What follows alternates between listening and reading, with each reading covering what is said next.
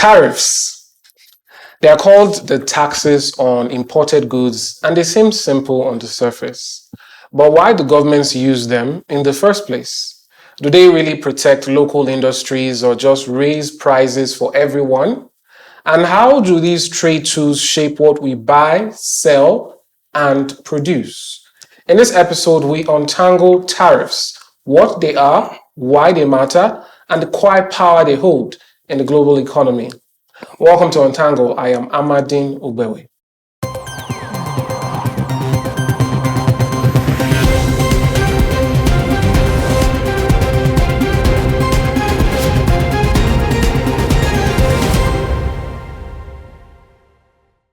All right, we've been joined once again by a chartered accountant, financial expert, particularly with years of experience in the oil and gas sector and other places, talking about Mr. Nick Agule. He joins us now to break down what tariffs are. Welcome to the program. It's good to have you. Thank you very much, Amadine, and thank you to our viewers for tuning in. All right, so tariffs have been in the news recently for different reasons. Yeah. So let's begin to understand what it is in the first place and, how it is used by governments. So thank you very much. Indeed, like you have said, with the coming of the 47th president of the United States, Donald Trump, even those who didn't know what a tariff was or never heard of a tariff are now fully aware of a tariff because he has launched a tariff increment across the world. And that's affecting a lot of things, including capital markets and the economic outlooks and all of that. So a tariff, in a nutshell, is a tax. Even if Donald Trump doesn't agree with it, it is a tax that you levy on goods that are coming into your country. That means this good, one, must be produced outside your country. Two, the good is now being brought into your country. And as the good is being brought into your country, you levy a tax on it. And this tax can take two shapes. It can be a fixed tax, which is for each item of good you are bringing, this is the tax you will pay, or maybe based on the weight of the items. And it can also be ad valorem, as we say, which is a percentage of the value of the goods that you are bringing into the country. And it generates revenues for governments, but the main idea is that it makes goods that are produced outside the country to be quite expensive, to be more expensive than the goods that are produced within the country, so that the local industries will have a head start over imported goods in the market. And that way you protect the local industries. You give them an advantage. So in a nutshell, if I want to just break it mathematically for the benefit of our viewers, let's say you have Innocence is producing cars in Nigeria. The same type of car that Innocence produces for, say, 10 million naira. And China is able to land that an equivalent car in Nigeria at 6 million naira. You know that Innocent is out of business. Because why would Nigerians see a 6 million naira Chinese car and then go and pay 10 million for the equivalent car to Innocent? So what the Nigerian government will do to protect Innocence, which is a Nigerian company, is to levy tariff on the Chinese vehicles. So let's say if the government levies 100% tariff on the Chinese car, that means the Chinese car will land at our borders at 6 million naira. Then tariff will be 6 million naira. So that car is now entering the Nigerian market at 12 million naira. But do tariffs usually get that high? Yes, the Donald Trump and China tariffs went to 145% in the recent trade wars that have been launched. So the tariff must take the price of the imported item above the price of the locally produced item. Otherwise, it's not effective. So the difference between the imported item and the locally produced item in terms of price is what will determine the tariff. All right. I think one of the interests now will be about motives. you've already spoken about trying to encourage locally produced goods. But why else would governments take this route? Because automatically people are wondering, are you trying to discourage trade into your company, into your country? So what are the other reasons or rationale why a country would impose tariffs on goods coming in? I think there are many reasons why countries can impose tariffs, but usually they are categorized into three. Okay. Number one is to protect the local industry, which we have spoken about. Number two is to generate revenue for government. Because like the Nigerian government now, Nigerian government is in dire straits in terms of financials. Because if you look at our budget, we budgeted $75 a barrel of crude oil, and we say we're going to produce 2.06 million barrels per day. We're producing about 1.3, 1.4, and we're selling now at $65. So either way, we're suffering, right? The Nigerian government can decide to look to tariffs to generate money to make up for the budget shortfall. So that's another way the governments can impose tariffs for revenue generation. And then, of course, there's a third way, which is everything politics, everything, negotiations by countries, anything about control. It could also be retaliatory. Because if you suffer tariffs, like China suffered tariffs, the Chinese tariffs were not for any other purpose.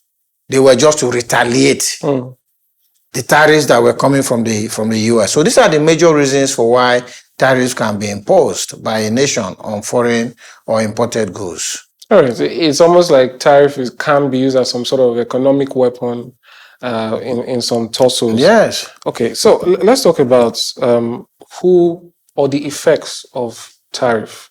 Now, if you can help us break it down, at the end of the day, who actually pays that price? You said that the assuming the car that is meant for 6 million ends up to 12 million. Who ends up paying that cost? Is it just the business person involved, the investor, or does it trickle down? Well, it depends. It depends. If the demand for that product is inelastic, inelastic demand means regardless of the price, people will still buy the product. Maybe they are buying because of the brand. Then the importer will most likely transfer all of the tariffs to the consumers, knowing that regardless of how high the cost is, they will still buy. I can give you an example. There are people who are so attached to phones like an iPhone. Regardless of how an iPhone costs, compared to a Nigerian produced phone, they will still bring out their wallet and pay for the iPhone. You understand what I mean? Yeah. For such, the importers of iPhones will most likely transfer all of the tariff into the price because people will still pay for them. But if the demand for the product is elastic means if you draw the price a bit high, the demand is going to reduce, right? Then the importers will have to have a trade-off. They will have to determine how much of the tariff they will take and how much of the tariff they will transfer to the consumer. Because they know that if they transfer all of the tariffs to the consumer, the products will not leave the shelf. People will not buy them, right? So it's not a straightjacket answer to say who takes it, but bottom line is that the final consumer must take some of the tariffs. Sometimes all of it, sometimes partially. No, that's interesting, especially for the average person out there who's wondering how all these things they are seeing on the news is going to affect them. Yeah. But are there negatives to this? Yeah, certainly. There are negatives to a tariff regime. Number one, anything that increases price on a persistent basis is inflationary. So if you impose tariffs and the prices of goods and services begin to rise, then it's causing inflation. And inflation reduces the purchasing power of the people. And inflation is very bad for the economy as well, because an inflationary economy is unlikely to grow because less and less people will now be able to buy goods. And as less and less people are able to buy goods, so the manufacturers are going to experience lower business. And as they experience lower business, they will cut capacity. As they cut capacity, who is going to suffer? Jobs. Jobs will suffer. So at the end of the day, government makes revenue from tariffs, but loses revenue from lower economic activity, including taxes that will be paid by those who are working. And then government will now have more joblessness on their hands. The second disadvantage of a tariff, aside from inflation, which I have described, is of course trade war. A tariff can ignite a trade war, as we have recently seen between the US and China. And the trade war got to a point that tariffs were now 145%. So that kind of thing is not healthy for economic development. It's not needed because it hits up the polity, hits up the economies around the world. And as you can see, the performance of stock markets and everything around the world, this is really impacting heavily. And then, of course, you might say that you are increasing tariffs so that you can encourage local manufacturing. But it's also possible that local manufacturing may never happen. Like in the US, I don't see American workers who are now into technology, into services, into all of those kind of things that make money for them. Now, for instance, there's a TikTok user in America whose job is, I wake up in the morning and I do a TikTok video, upload it, and I have millions of views, and then I'm making money. You now want them to go and work in a factory because you have brought back manufacturing. As Donald Trump will say, you want to go and work in a factory, it's not going to happen. More so also, the kind of work that Americans are used to now, they may not be able to pay factory prices. They may not be able to accept factory wages. Factory wages. But factory wages are usually not much. It's work meant for like the most uneducated people and all of that. If the wages of factory workers is going to be much, then the whole concept of bringing manufacturing back will be defeated because the locally produced goods will be as expensive as this thing. But when you go to highly populous nations like China, India, where with a fraction of the wage, you will pay someone in a place like the US, they are able to give you the same quality of effort in the factory. That is the reason why the factories are there. Indeed, global economies are really being affected. But there was this argument that there's a trade deficit that one country, this is according to different analysts, that one country is spending so much importing from you or exporting to you, and the other one is just more like having to export a lot. And on paper, for the one who exports more, they have a better balance or thereabout. So is that a valid enough reason to increase tariffs if that's the case? But just hold that thought before you answer that. We'll go on a break. When we return, we'll delve straight into it. Don't go anywhere. We'll be right back.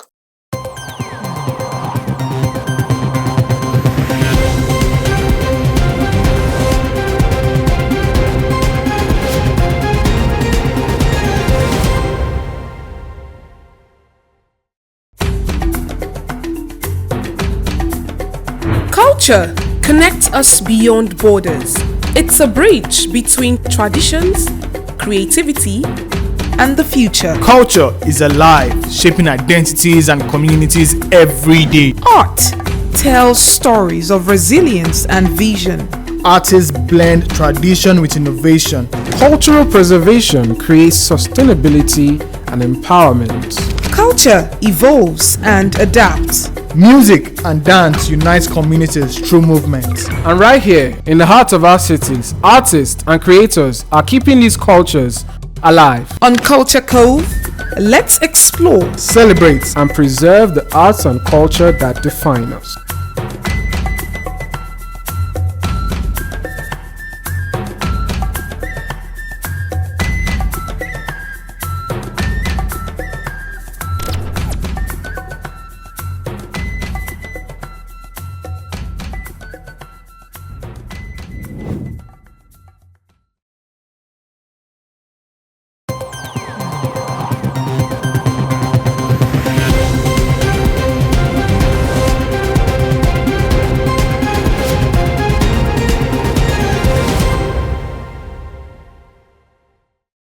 Welcome back. We're still talking about tariffs. All right. The question I was asking was basically if tariffs work to remedy that ideology that if a country is exporting more to me, it means that I'm in the deficit. A trade is a win-win situation. If I don't produce cars in my country and you are producing cars and I need cars from you, both of us need each other. You need my money to sell your cars. I need your cars to go on to activate transportation.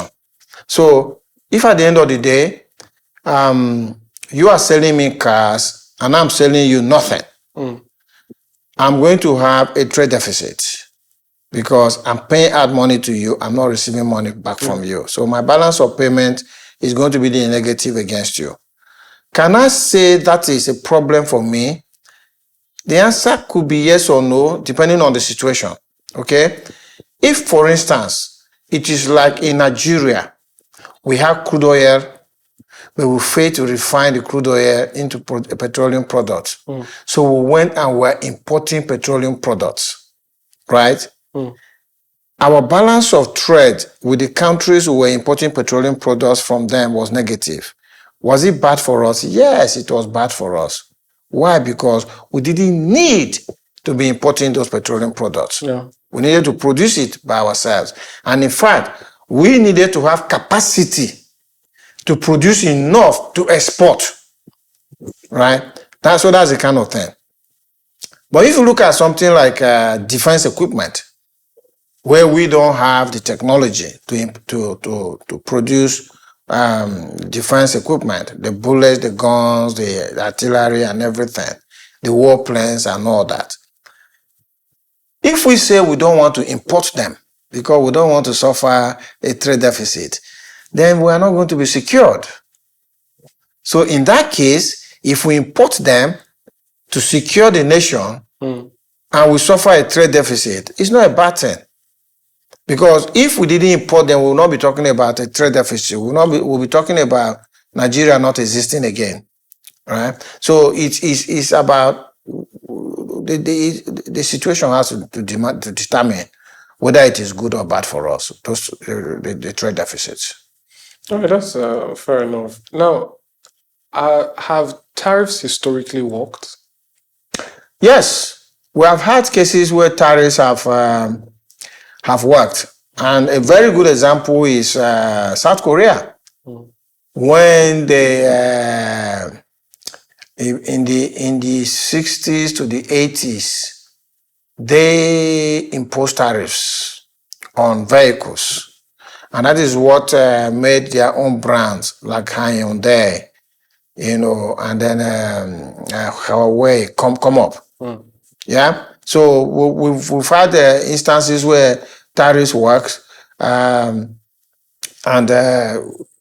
it's not all bad. It's actually a good tool for the protection of local industry. It's a good tool, especially if you notice that the people's consumption pattern is ostentatious, meaning they're just going for a name and not necessarily the quality. Right? Yeah. Then if you are impose tariffs, you can force their hands to enjoy the locally produced good. And also, one other thing that makes tariffs to work is this. If you impose tariffs on a foreign good, there are some manufacturers, in order to evade the tariff, they move their manufacturing base to your country. So that instead of manufacturing the goods outside your country and then suffering tariffs, they come and set up the manufacturing base in your country, so which will no longer attract tariff. So it becomes FDI.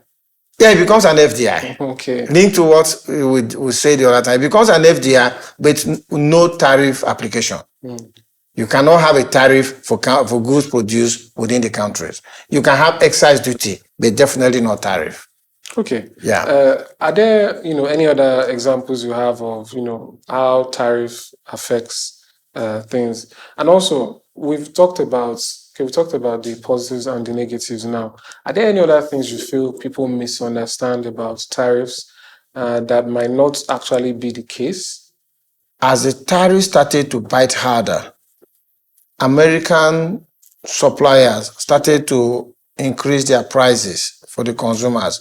And there was this spat on social media between Donald Trump and Walmart, a big, a big distribution network in the US, where Donald Trump was telling Walmart to eat the tariff. And what he meant by that is that as the goods that came from abroad got to Walmart, Walmart should not transfer the tariff to the consumers. But even if Walmart decides to eat the tariff, it will still impact on America negatively. How? That means Walmart cost will rise. And that means their profit will fall. And if their profit will fall, the taxes that they pay to the government will fall. And if Walmart's costs are rising, Walmart might decide to lay off staff to save cost and things like that. So whichever way you want to look at it, in the final analysis, a tariff is going to land either on the table of the consumer or on the table of the government or on the table of the business. And whichever way, the results can be good, but are mostly going to be negative. All right. We've mentioned the US, we mentioned South Korea. Does tariff work when you're a developing nation? I asked this, I think off camera, we're talking about some things I won't mention specifically, about how you can make a certain decision or a policy decision, but if something else is not done, it's going to get wasted. Yeah. So if you're in a situation where, like you've given an example before, you want to encourage local production, but when you put a tariff on the imports of, say, a specific commodity, it has now become expensive for your citizens to purchase because it trickles down. Yeah. On the flip side, the local industry is not yet at the level it should be. Yeah. So in that case, does this work for mostly developing nations? So you are very correct. Before you levy a tariff, with the idea that you want to help local enterprise, you have to make the analysis beforehand to check how much capacity the local industry have to fill the gap if you should impose a tariff. Like say, for instance, in Nigeria, Nigerian government decides that we are going to impose tariff on pharmaceuticals. And the Nigerian pharmaceutical companies haven't developed that capacity yet to be able to quickly replace the products that the pharmaceutical products that should have been imported. Two things will happen. It's either Nigerians continue to buy the pharmaceuticals at the high prices, inclusive of tariffs, or they will simply not access pharmaceutical products again, which will be detrimental to their health. Exactly. So it's something you really need to calculate. And even for a developed nation like the US, in the instant case that we're talking about, the US manufacturing base had long moved to China, Bangladesh, India, and some of those places. It's not going to be an overnight thing for them to bring that manufacturing. The way Donald Trump speaks about it, you would think it's like a switch. That once I increase tariffs, the next day, local manufacturing is back. It's going to take years for them to go back to the factories, to go and start to see what will happen to the machinery, then start to recruit people, train them, bring them back. It will take some time for that to happen. So if you have a tariff without enough local capacity, then that tariff is going to be injurious to you more than being beneficial. All right, that's fair enough. Let's talk about how some organizations move or deal with or handle tariffs. We have Economic Community of West African States. They are coming together mostly for economic activities. Yeah.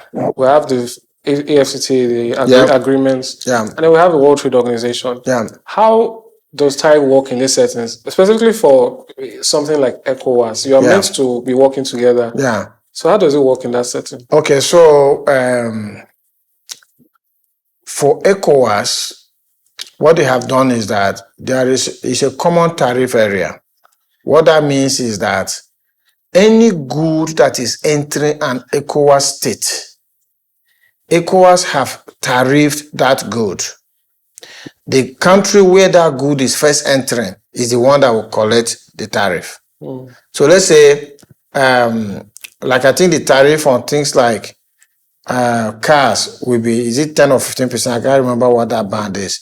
If that car is first entering Ghana, then Ghana is the one that is going to take the tariff. And when that car, which is already tariffed, now moves within the ECOWAS sub-region, there will be no more tariffs.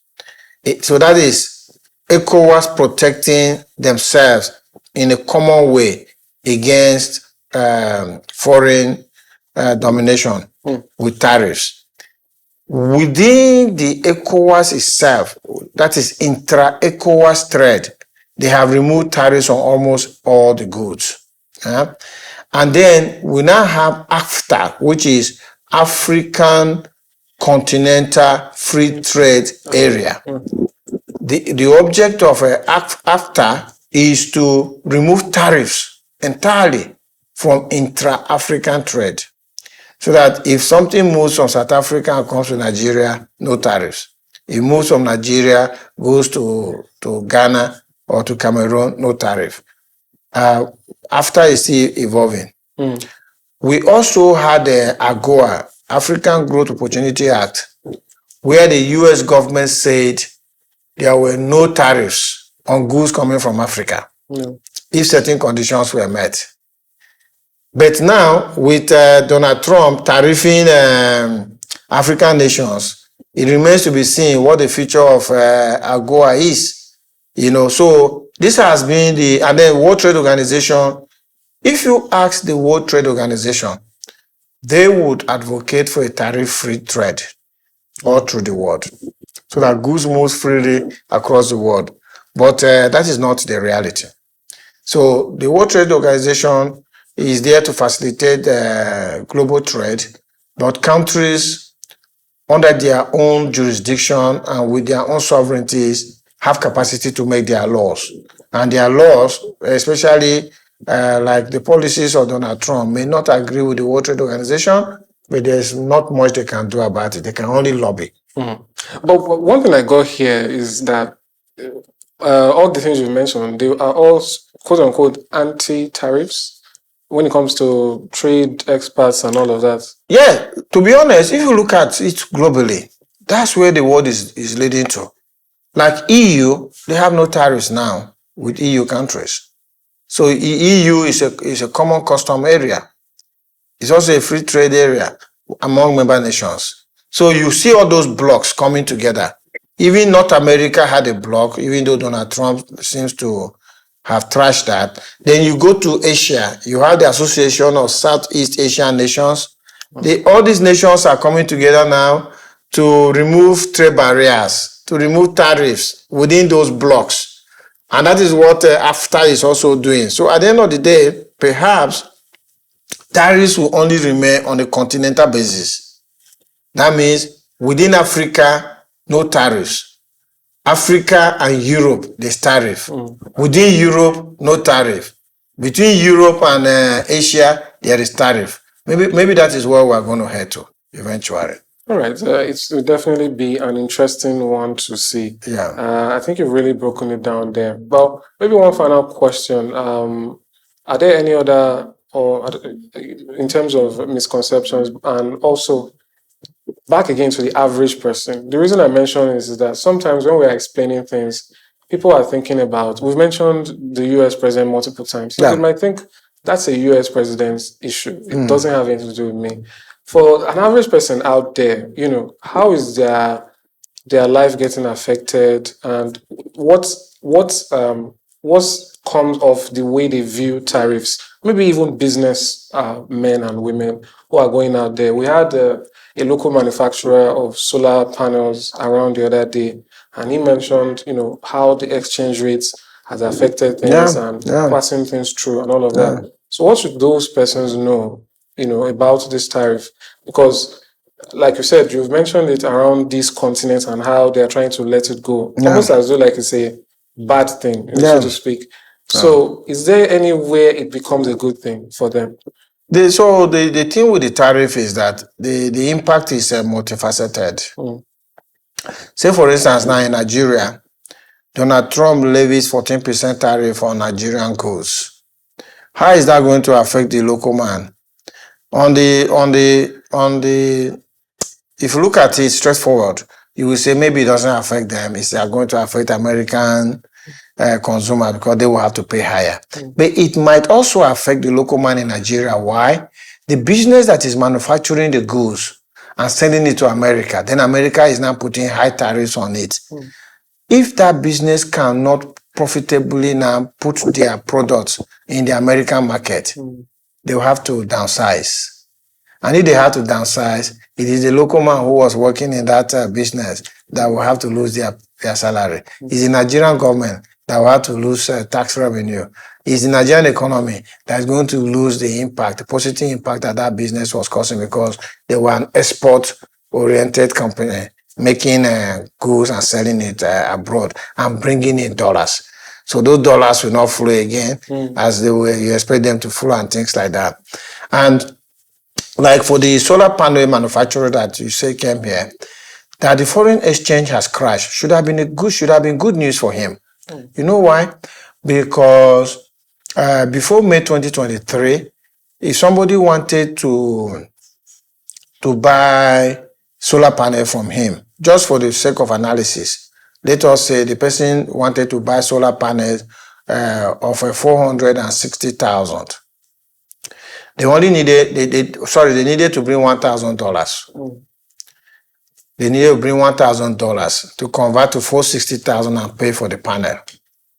Now that the dollar is 1,600, for them to buy a solar panel of 460,000, they only need to bring about $300, not $1,000 again. So when a currency value crashes, it helps export because your goods become cheaper. For $1, people get a lot more naira to pay you. So it should be good for him. But I think where he's crying is because some of his inputs to manufacture the solar panels are being imported. Yes. And in that case, then he will need to now get far more money to pay to the people. Because if he was paying them $1,000 before, he will now probably have to pay them $3,000 to $4,000 equivalent to get the same thing. You understand? Because of what the naira is doing. That was not the correct analysis. If he was paying them $1,000 before, the goods is still $1,000. But before, he only needed 460,000 naira to pay to collect the good. Now, he will need 1.6 million naira to collect the same good. So that's where he's crying. His cost has just astronomically gone up. But if you have like farmers in Nigeria who can plant their crops in Nigeria, harvest it in Nigeria, and export, it's good for them. Because the naira is cheaper now, and people will now be able to come in and buy. So in a nutshell, that is how it affects everybody. An import duty is a tax on import, just like a tariff is a tax on import. However, an import duty can be seen as a service fee. The service that Nigerian customs and the Nigerian government is processing that import into Nigeria, you need to pay something on that to be able to, service government and all of that. The intention is simply to be able to make some revenue for government. But a tariff is for a specific purpose, to defend local industry.